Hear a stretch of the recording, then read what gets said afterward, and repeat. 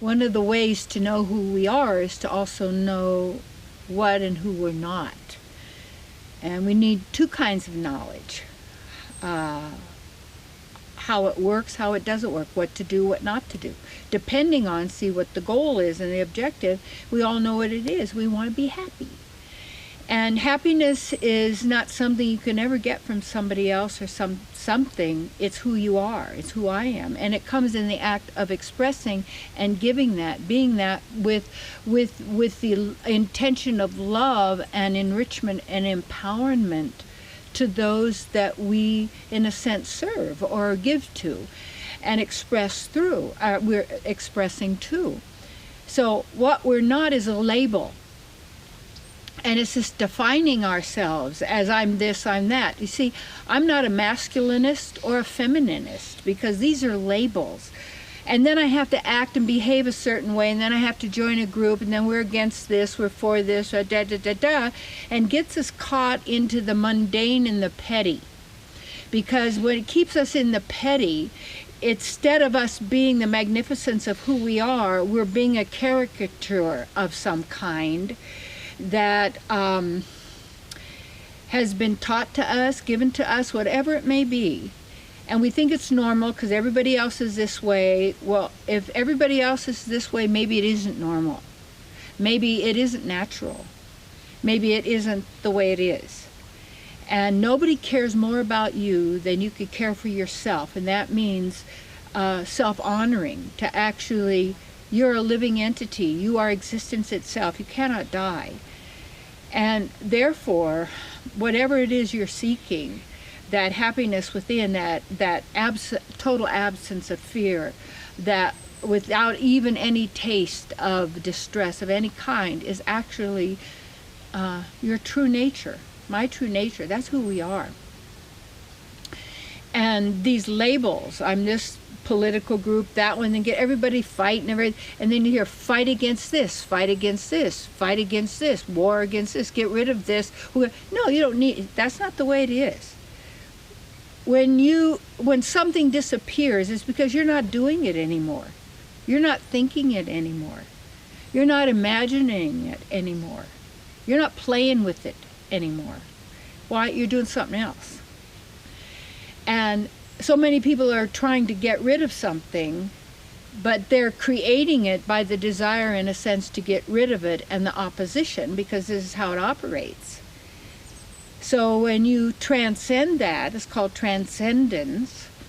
And Emerson was called a great American transcendentalist because he studied Eastern mysticism and such. And I'm not saying that,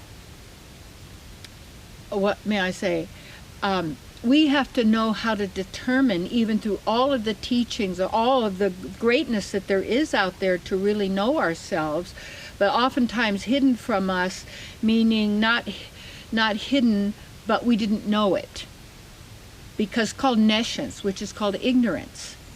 And the greatest piece of nescience, which is Sanskrit and in English means ignorance, is to misidentify ourselves as this, only as this physical body, mind, and intelligence, when they are also, it is a vehicle through which we are expressing in this particular realm, in this, but who we are, we have a spiritual body.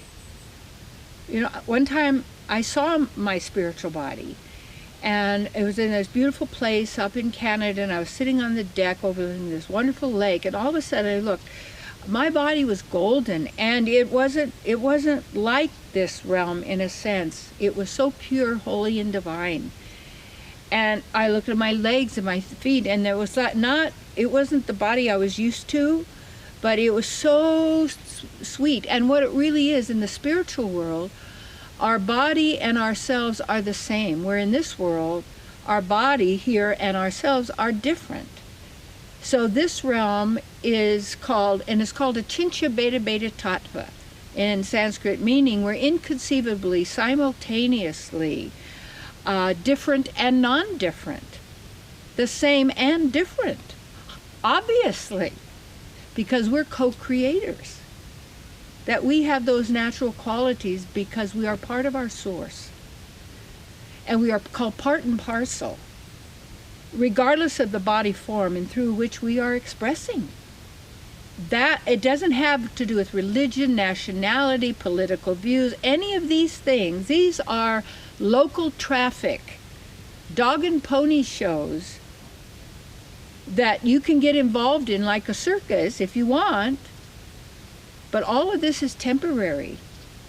And who cares more for you than you care for yourself? And if you don't, what it is you really do want to be happy, and what we tend to do is use self-abuse to try and make us be good. Self-punishment.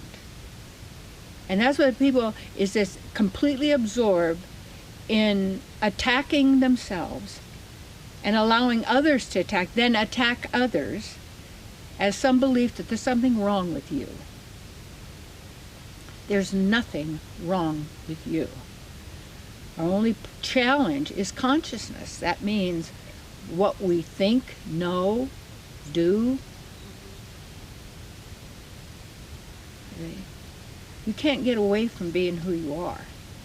It's going to manifest. It has to. It's the way it is, the way it operates. Now, let's tune in right here. Breathe in to right here. And drop all of that. You say, well, how would I be good if I don't punish myself? You know what? Good people don't need rules, truly, because they care about each other. Because they care about themselves. Because love is who we are, compassionate love. And when we stay in the bliss zone, that means as a witness, breathing, because this is the vehicle, the breath, and all through us and throughout everything is ether.